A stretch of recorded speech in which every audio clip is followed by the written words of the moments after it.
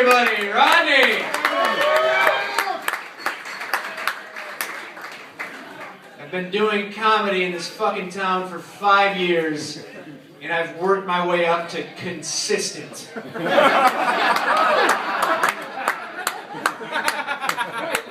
This next guy coming to the stage has been a mediocre part of the comedy scene in Madison. Thank you, Rodney. Thank you. Don't overreact. Appreciate that. I saw this sign the other day, you guys. I saw this sign, and it was for a traveling petting zoo. A traveling petting zoo. And I thought, how does that work?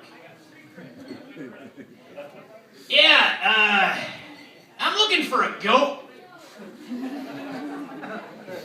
What kind of goat? Ah, hell, I don't know. Discreet?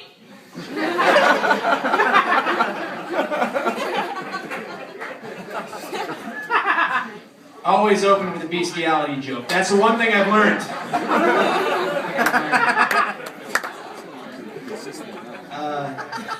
I saw this other sign, because apparently that's what I do. I look at signs and then I report my findings back to you people. I saw this other sign, and it was a road sign, and it said, caution, deaf child area. And I thought, oh, that's kind of shitty. And poor little guy's probably already self-conscious about his disability. Now you're going to stick a giant yellow sign in his front yard. He can still read, you assholes. They don't do that with any of the other kids. Like they don't stick a sign in the fat kid's yard that says "Caution, fat child area."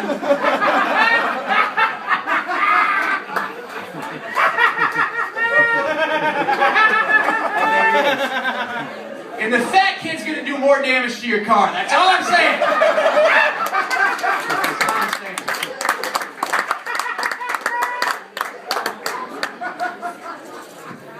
He ain't gonna get out of the way nearly as quickly. So I work in an office building. And it has a gym. It has a little workout room in the office building, which is nice. You know, it's convenient. It's right there. But what's not nice about it is that you have to share a locker room with all the other dudes that you work with. Because I don't know, maybe you know, maybe you don't. I don't know if you know this or not, but here's the thing: you can never unsee a guy's dick.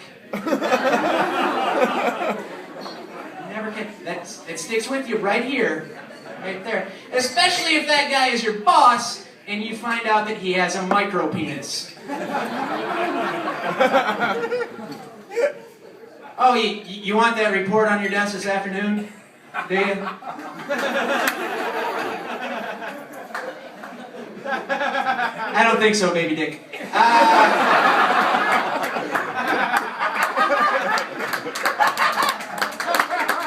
Speaking of dicks, that was the name of the grocery store in my hometown growing up. It was Dick's Supermarket. Dick's Supermarket. And we're all adults here, you know, that's understandable. The guy's name was Dick. He wanted to open a chain of supermarkets, so he called him Dick's Supermarket. But is there anybody, if you grew up in Southwest Wisconsin, you probably had one of these grocery stores in your hometown. Anybody else here? No? Yeah! Okay. Yeah, there you go. They had, when you really knew that they were fucking with you, though, is, like, back in the 90s, they started, like, their club card, you know, like how all grocery stores have, like, a savings club. Like, Cops has the Cops key card, and, like, at Woodman's, they have the, our produce is 6 weeks old card.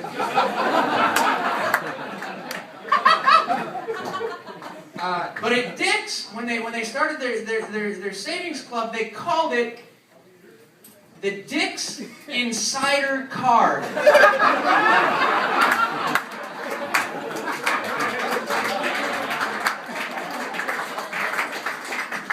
And that's not like, you can Google that shit. Like, don't do it right now. Wait until you get to work tomorrow and Google Dick's Insider.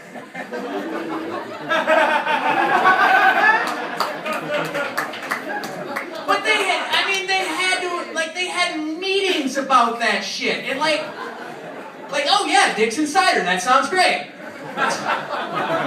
We'll print out keychains. We'll give them to old ladies.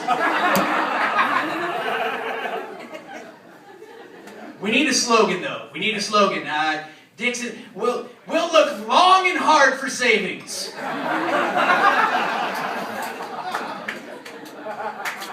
We'll go balls deep for deals. I don't know. I'm just spitballing here, guys. The sad thing, though, was the Dick's chain of supermarkets got sold to Piggly Wiggly like 10 years ago.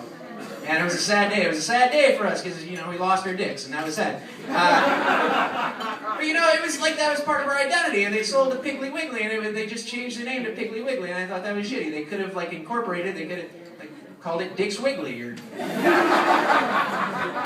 Piggly Dicks! Piggly Dicks! Would have been nice. Piggly Dicks. I would shop at Piggly Dicks, that's all I'm saying.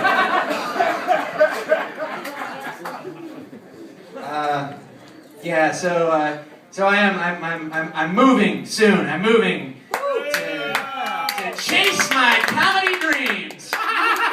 Because clearly I have accomplished everything that I can here in Madison. Consistently.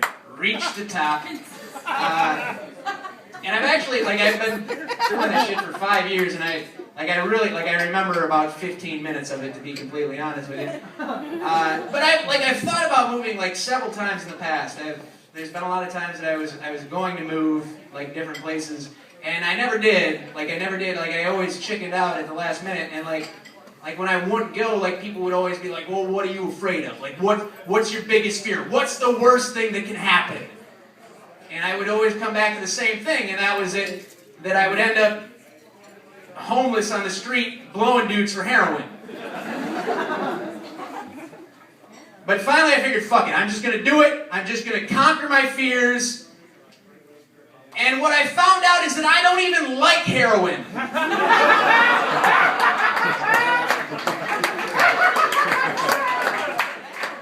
But I love blowing dudes. Folks, you guys have been great. Give it up for Rodney one more time.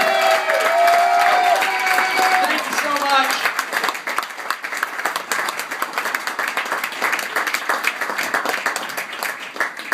Give it up for Rick one more time.